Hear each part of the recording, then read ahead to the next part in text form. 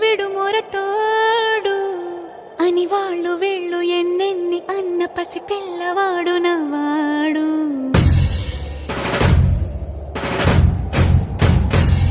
విడు ముండోడు అని ఊరు వాడ అనుకున్న గాని మహారాజు నాకు నవ్వాడు.